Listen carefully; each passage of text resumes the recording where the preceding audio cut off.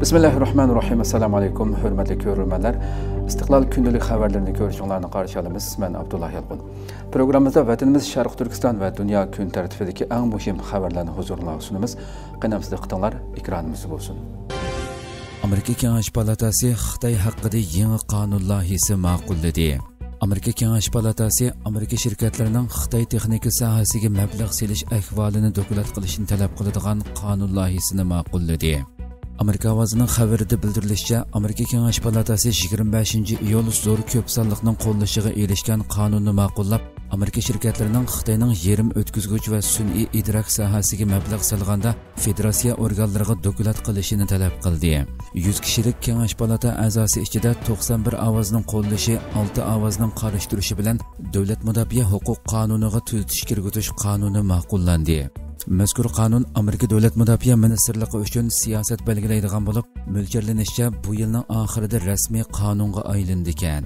Undan boshqa yana Xitoyga qattiq pozitsiya tutish Amerika parlamentida ikki partiya a'zolarining o'rtaq to'nishi bo'lib, parlament a'zolari Xitoy sanoati bilan bo'lgan raqobatni hal qilishga aloqador 10 necha qonun loyihasini o'tirg'i qo'ygan. Tuzatish kirgizilgan bu qonunni Demokratlar partiyasining Kengash palata a'zosi Bob Casey va Jumhuriyatchilar partiyasining Kengash palata a'zosi John Cornyn o'tirg'i qo'ygan.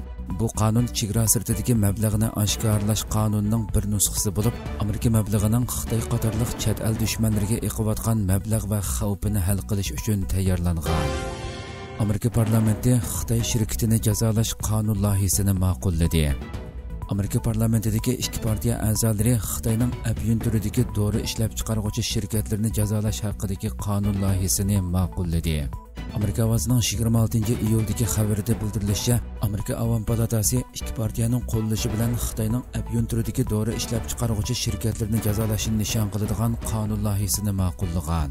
Agar bu qonun yo'lga qo'yilib qolsa, Amerika Xitoyning abyunturidagi dori ishlab chiqaradigan va buningga kerakli ximiyalik modda ishlab chiqaradigan organlarga jazo yurgizib, Xitoy amaldorlarini javobgarlikka tortadi ekan. Avom palatasi 25-iyul ovoz berish orqali 2023-yili Xitoy fentanilini to'xtatish qonunini ma'qullagan. Bu qonun loyihasi 5-oyda Kentakidagi Jumhuriyatchilar partiyasining Avom palata a'zosi Andy Barr va ikki partiyaning boshqa 9 parlament a'zosi tomonidan o'tirg'i qo'yilgan. 2023-yili Xitoy fentanilini to'xtatish qonuni Xitoyning sun'iy biriktirilgan abyunturidagi dora va kerakli ximiyalik moddalarni ishlab chiqaruvchi savdogarlarni jazolaydi ekan.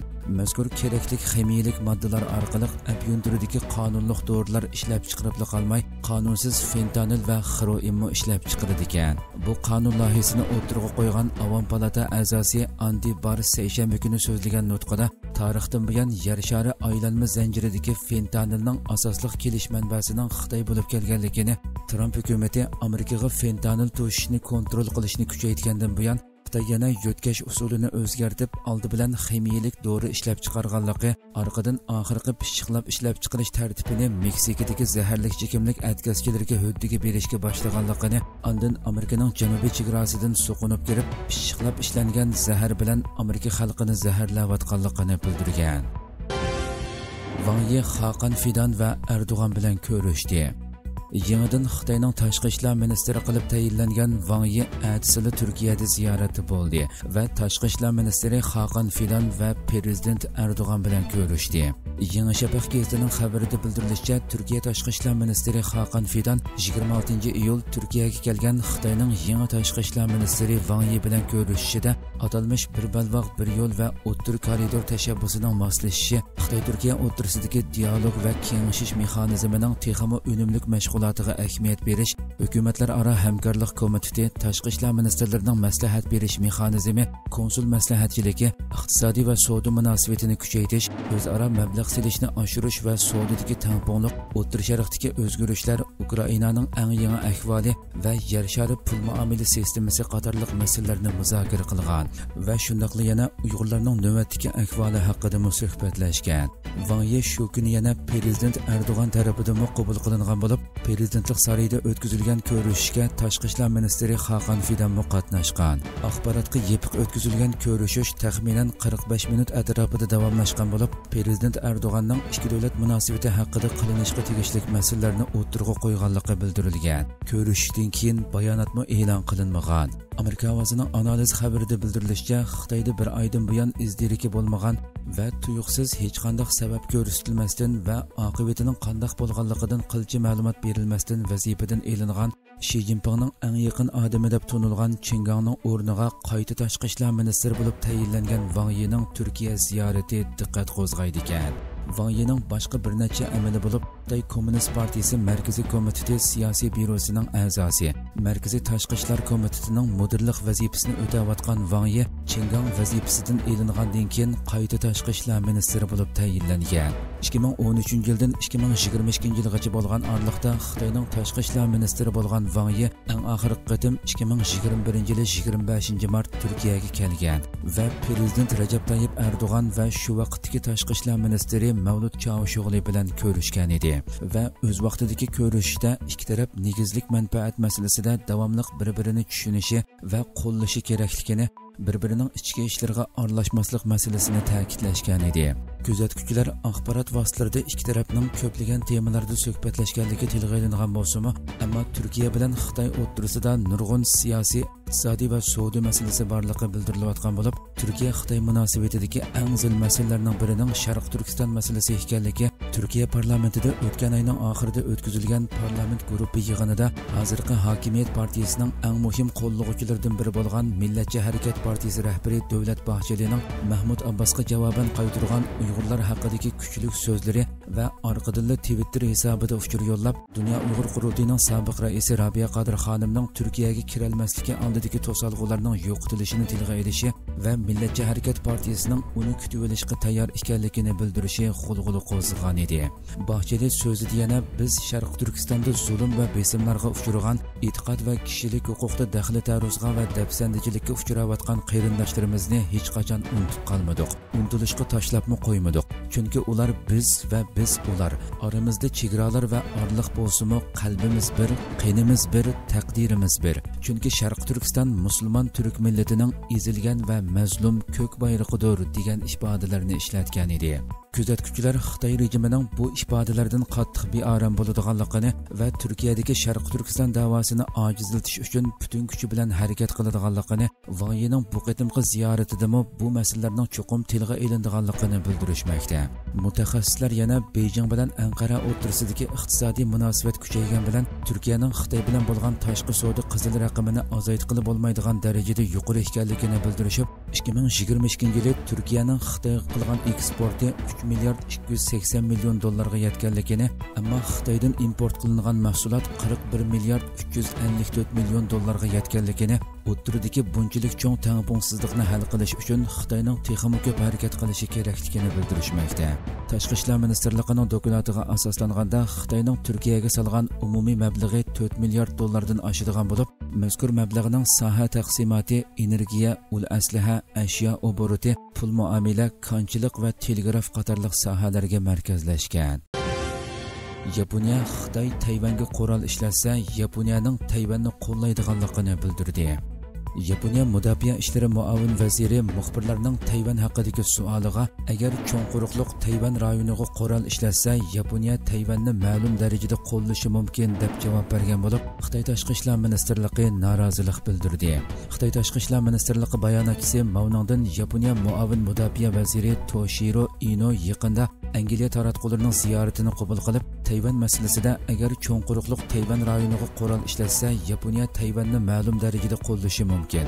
Bu qo'llash mudofaa aslahalari yoki orqisab yordami bo'lishi aniq emas degan. Xitoy taraf buningga qanday baho beradi deb so'ralgan bo'lib, Mavning javoban Tayvan Xitoyning zimini, Tayvan masalasi butunlay Xitoyning ichki ishi, har qanday tashqi kuchning aralashishiga yo'l qo'yilmaydi. Yaponiya mudofaa tarmoqlarining hozirgi yuqori darajalik amaldorlari xalqaro munosabat asosiy mezoni va Xitoy Yaponiya 4 siyosiy hujjat prinsipiga parvo qilmay, Xitoyning ichki ishlariga qo'pollik bilan aralashganligini, Xitoyning buningga kuchlik norozilik bildirganligini bildirgan. Xitoy bayonotchisi yana Yaponiyaga tahdid selib, Yaponiya Xitoy xalqi oldida yezib tugatkusiz jinoyat o'tkazgan bo'lib, Yaponiya Xitoy xalqi oldida ig'ir tarixiy jinoiy javobgarligini ustiga oldi. Yaponiya so'z harakatda ehtiyotchan bo'lib, o'zi ustida o'ylanishi kerak degan. Mauning javobining oxirida yana Yaponiya tarafini Tayvan masalasida o't bilan o'ynashni to'xtatishga da'vat qiladiganligini, o't bilan o'ynag'uvchilarning cho'qim o'zini ko'ydirib olganligini bildirib chalva qilgan.